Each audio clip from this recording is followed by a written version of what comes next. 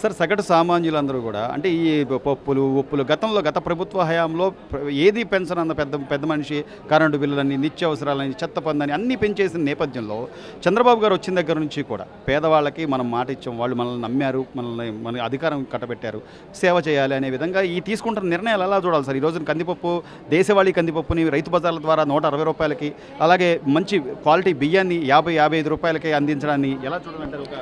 చాలా అద్భుతమైన స్కీమ్ అండి ఇది. మన మినిస్టర్ గారు నాదెండ్ల మనోహర్ గారు ఈ ఈ విషయంలో ఆయన చాలా కింద నుంచి చూసుకుంటూ వెళ్తున్నాడు. మొన్న కాకినాడలో రైస్ మిల్లుల్లో రైస్ పట్టుకుంటాం, ఇలాంటి అవకతవకలు జరిగినవన్నీ భేటీ తీసుకొస్తాం.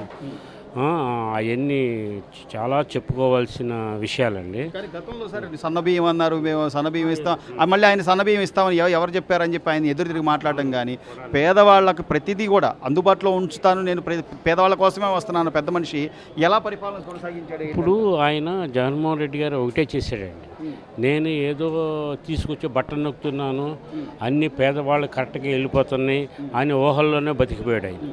ఒక ప్రజల్లోకి వచ్చేసి మీ కష్ట సుఖాలు ఏంటి అని నెలకు ఒక ప్రెస్ మీట్గా మీలాంటి రిపోర్టర్స్ మీడియాలో వచ్చి చెప్తే, మీకు అన్నీ నేను చేసిన పథకాలు కరెక్ట్గా వస్తున్నాయా రావట్లేదా, ఇంకా ఏమైనా ఉంటే మీ కష్ట సుఖాలు చెప్పుకోండి అని నెలకు ఒకసారి కానీ ప్రజల్లో కానీ వస్తాయి. ఏదో ఇవాళ చంద్రబాబు నాయుడు మీద కక్షతో సిద్ధం సభలో ఎలక్షన్ ముందు సభలు తప్ప ఈ 5 ఏళ్ళు ఏం చేశాడండి ఆయన?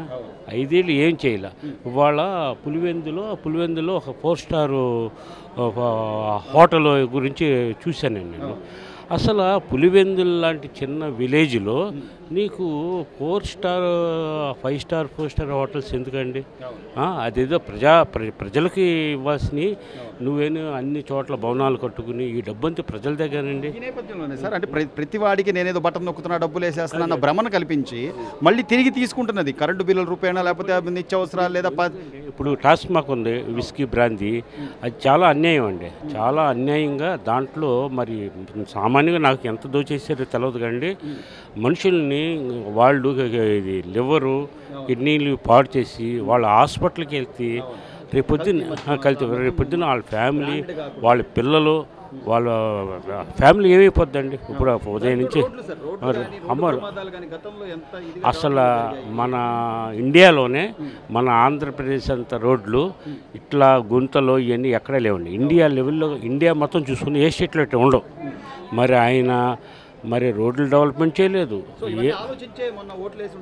అసలు కంపల్సరిగా జగన్మోహన్ రెడ్డి గారిని ఎప్పుడు ఓడిద్దామో రెడీ ఎలక్షన్ వస్తాయని ఎవరైనా బయట నోటి తీసి మాట్లాడితే పోలీస్ కేసులు ఇవన్నీ ఏంటంటే ఆ సొంత రాజారెడ్డి అదే రాజ్యాంగం లాగా అన్నారు. రాజారెడ్డి గారు ఇట్లా చేశారో లేదో మాకు తెలియదు కానీ వైఎస్ రాజశేఖర రెడ్డి గారు కూడా ఇట్లా చేయలేదు.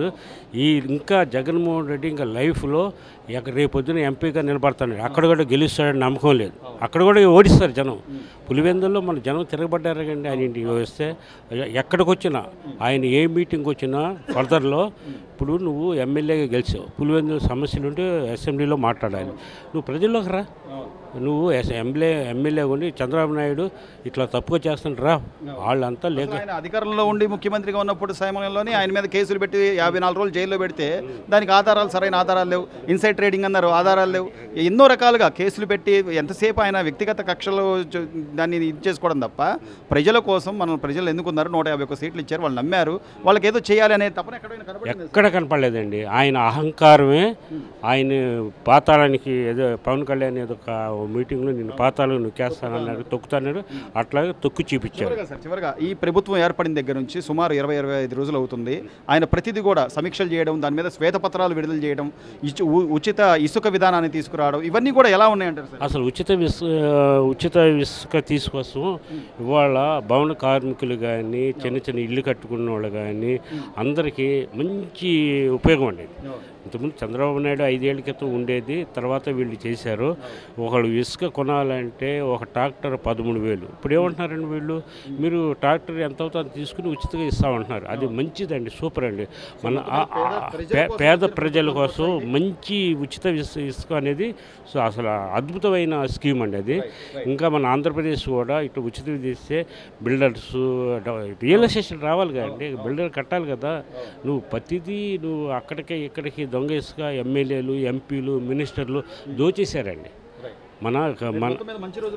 మంచి రోజులు కదండి. ఇంకా జన్మలో వైసీపీ వాళ్ళు ఇంకా బయటకు వచ్చి ఇట్లా మాట్లాడితే ధైర్యం ఒక్కటి కూడా లేదండి. ఉన్నోళ్ళు కూడా ఉండరండి నాకు తెలిసి. అసలు ఇప్పుడు మన వాడెవడంటే మన మైలవరం మినిస్టర్ జోగి మొన్న ఇక్కడ అంబాపురంలో పెడన భూ ఆక్రమణ చేసుకున్నారండి. సర్వే నెంబర్ కూడా వాళ్ళ పేపర్లో చూశాను. 80 సర్వే నెంబర్ అంటే 87 మీద చేశారంటే మరి తహసీల్దారులు వీళ్ళందరూ మరి ఆయన భయపడి చేశారో ఏంటో తెలియదు.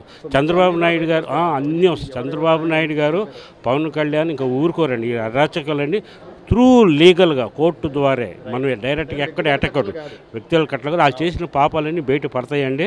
వీళ్ళు ఇంకా ప్రజల కోసం బయటకు వస్తే ప్రజలు కొడతారండి. ఎందుకంటే వాళ్ళ మళ్ళీ ఎంపీగా వెళ్ళిపోతున్నాడు, ఇక్కడ కొడతారనే కదా ఢిల్లీ పారిపోతున్నాడు. ఇక్కడ కొడతారు, ప్రజలు కొడతారు. నువ్వు చేసిన పాపాలన్నీ బయటకు వస్తే ప్రజలన్నీ నువ్వు బయటకు వచ్చి కొడతారు గ్యారెంటీ. ఓకే.